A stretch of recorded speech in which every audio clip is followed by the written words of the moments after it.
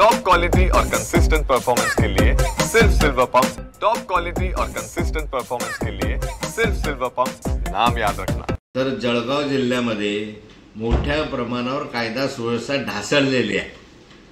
कालच आमच्या शिवसेनेच्या प्रमुखाचा आणि उपसरपंचाचा या ठिकाणी निर्गुण हत्या झाली। सरपंचाच्या या राज्यामध्ये हत्या व्हायला लागल्यावर सरपंच सुरक्षित नाही आहे, लोकप्रतिनिधी सुरक्षित नाही। जळगाव जिल्ह्यामध्ये अशी स्थिती आहे। धरणगावमध्येही परवा दिवशी एका मुलीला छेडखानीचा विषय समोर आला आणि त्या मुलीने आत्महत्या करण्याचा प्रयत्न केला। महिलांच्या सुरक्षेविषयी प्रश्नचिन्ह या जिल्ह्यामध्ये निर्माण झाले आहे, राज्यामध्ये निर्माण झालेले आहे। माझ्याकडे जी घटना घडली आमच्या संदर्भामध्ये अद्याप पावेतो पोलिसांना 3 आठवडे झाले, पोलिसांना गुन्हेगार सापडत नाही आहे।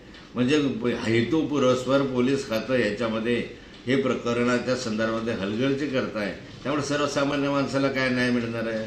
एकंदरीत जळगाव जिल्ह्याची कायदा सुव्यवस्था इतकी बिघडलेली आहे की खालवर गेलेली आहे की आता पोलिसांचा धाक, यंत्रणेचा धाक आता राहिलेला नाही असं चित्र आहे।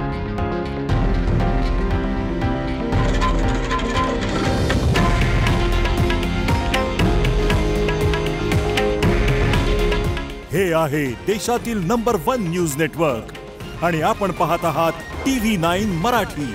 काळजी तुमची, हित महाराष्ट्राचं।